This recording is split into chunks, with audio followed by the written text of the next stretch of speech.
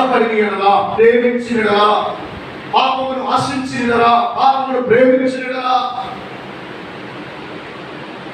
దేవుడు చాలా ప్రార్థన వినడు.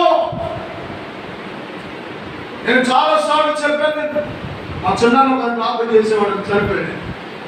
ఆయన ప్రార్థనలు ఖచ్చితంగా ఒక మాట దేవుడితో అడిగేవాడు, ప్రభువా నా పాపము క్షమించు. ఎప్పుడు ప్రార్థన తెలుసా?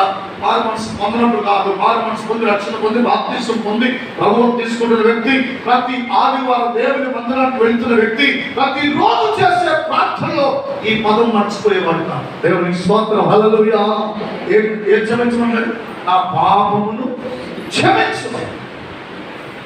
దాన్ని ఆశపడకుండా, దాన్ని ప్రేమించకుండా ఎప్పుడైతే నీ హృదయంలో నుండి పాపమును తీసివేసుకుంటావో, ఎప్పుడైతే నీ హృదయంలో పాపమును నిర్లక్ష్యపరుస్తావో, అప్పుడు ప్రభు గారు కింద పదం తిరిగి వచ్చినాడు.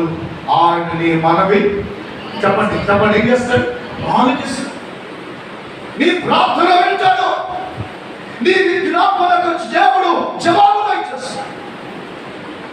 తర్వాత చెప్పాను కదా, పాపము హృదయంలో పెట్టుకొని పాపము చేస్తున్న దావీదట ఉపవాసమని తెల్లాడు ప్రార్థన చేసింది. 14వ అధ్యాయము 2వ సమూయేలు గ్రంథం ఇది చదవండి. 14వ అధ్యాయం 2వ సమూయేలు గ్రంథం 12వ అధ్యాయం, క్షమించండి, 2వ సమూయేలు 12వ అధ్యాయము 17వ వచనం చదవండి. 17వ వచనం త్వరగా. దావీదు ఉపవాసం ఉండి లోపలికి వెళ్ళి రాత్రి అంతా నేల మీద ఉండి ఆయన పుట్టిన బిడ్డ కొరకు ఏం చేశాడట? అతడు బ్రతకడం కొరకు